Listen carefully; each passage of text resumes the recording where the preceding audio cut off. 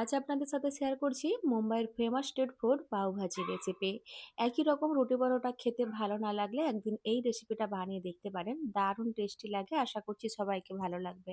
তার জন্য আমি এখানে যা যা সবজির প্রয়োজন পাওভাজি বানানোর জন্য, তো সবজিগুলো মিডিয়াম টুকরো করে কেটে নিয়েছি, যেমন ফুলকপি, গাজর, ক্যাপসিকাম, আলু আর হাফ বাটির মতো মটরশুঁটি। তারপর কুকারের মধ্যে 1 টেবিল চামচ তেল গরম করে হাফ চামচ জিরে অ্যাড করেছি। জিরেটা ফুটতে শুরু করলেই কেটে রাখা সব সবজিগুলো অ্যাড করলাম মটরটা ছেড়ে। তারপর একটু নুন দিয়ে নুনটাকে মিশিয়ে নিচ্ছি। এখন 1 চামচ ভর্তি করে পাওভাজি মশলা অ্যাড করলাম। যে কোনো ব্র্যান্ডের পাওভাজি মশলা ইউজ করতে পারেন। ভালো করে মেশাবো আর 2 মিনিটের মতো একটু নেড়ে চেড়ে নেবো, মানে হালকা করে একটু ভেজে নেবো। তাহলে সবজি থেকে কাঁচা গন্ধটা চলে যাবে, খেতে ভালো লাগবে। এখন আধা লিটারের মতো জল অ্যাড করলাম সেদ্ধ করার জন্য। জলটাকে ভালো করে মিশিয়ে নিয়ে অ্যাড করে দিচ্ছি মটরশুঁটিগুলো। তারপর লিড লাগিয়ে গ্যাসের ফ্লেম মিডিয়ামে রেখে 2টো সিটি আসা পর্যন্ত কুক করে নিতে হবে। এটা প্রেসার কুকারের উপর ডিপেন্ড করবে কয়টা সিটি লাগবে। মোটামুটি ভালো করে সেদ্ধ হওয়া পর্যন্ত প্রেসার কুক করে নিতে হবে। তারপর কড়ার মধ্যে 2 টেবিল চামচ তেল গরম করে একটা বড় সাইজের কুচনো পেঁয়াজ অ্যাড করলাম। পুরোপুরি তেল ইউজ না করে অর্ধেকটা বাটার ইউজও করতে পারেন, তাহলে আরো বেশি খেতে ভালো লাগবে। পেঁয়াজটা হালকা একটু সফট হয়ে গেলেই, একটু কালার চেঞ্জ হয়ে গেলেই 2 টিস্পুনের মতো আদা, রসুন, কাঁচা লঙ্কা বাটা অ্যাড করলাম, যেটাকে একসাথেই বেটে রেখেছিলাম। এখন কাঁচা গন্ধ চলে যাওয়া পর্যন্ত ভালো করে ভেজে নিতে হবে। তারপর অ্যাড করে দিচ্ছি টমেটো বাটা। 3টে মিডিয়াম সাইজের টমেটোকে জল ছাড়াই বেটে রেখেছিলাম। এখন গ্যাসের ফ্লেম একটু বাড়িয়ে দেবো যাতে টমেটোর জলটা খুব তাড়াতাড়ি শুকিয়ে আসে। টমেটোর জলটা শুকিয়ে আসলেই এরকম তেল ছেড়ে আসবে, ওই সময় অ্যাড করে দিচ্ছি রঙের জন্য কাশ্মীরি লঙ্কার গুঁড়ো 1 চামচ ভর্তি করে আর হাফ চামচ দিলাম হলুদের গুঁড়ো।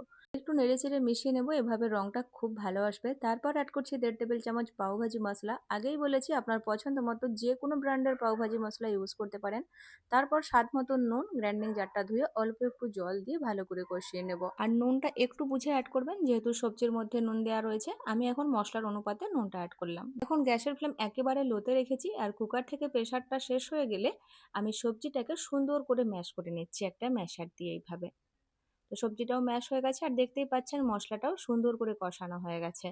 এখন ম্যাশ করা সবজি এই মশলার মধ্যে অ্যাড করে দিচ্ছি। প্রেসার কুকারটা ধুয়ে অল্প করে একটু জল অ্যাড করে দিলাম। যদি মনে হয় আরও বেশি ঘন, তাহলে আরও একটু জল বাড়িয়ে নিতে পারেন। তবে খুব বেশি পাতলা করবেন না, তাহলে ভালো লাগবে না। 5 মিনিটের মতো লো ফ্লেমে ফুটিয়ে নিয়েছি আর শেষে অ্যাড করে দিলাম ধনেপাতা কুচি। আর চাইলে এর মধ্যে একটু কাসুরি মেথি রোস্ট করে অ্যাড করতে পারেন, তবে আজকে ওইটা আমার কাছে নেই। এখন নুনটাও অ্যাডজাস্ট করে নিতে হবে ঠিকঠাক রয়েছে কিনা। ব্যাস, এখন একদম রেডি নিজের মনের মতো করে পরিবেশন করার জন্য। তো তাওয়ার মধ্যে 2 চামচ বাটার, 2 চামচ ওই সবজি, একটু ধনেপাতা কুচি দিয়ে মিশিয়ে নিচ্ছি। তারপর পাউটা অ্যাড করে সেঁকে নেব। দুই পাশে অল্প অল্প করে বাটার লাগিয়ে নেব। এই রেসিপিতে বাটারের ইউজ একটু বেশি হয়, তবেই খেতে ভালো লাগে আর দেখতেও ভালো লাগে। তবে নিজের মতো করে একটু কম বেশি করে নিতে পারেন।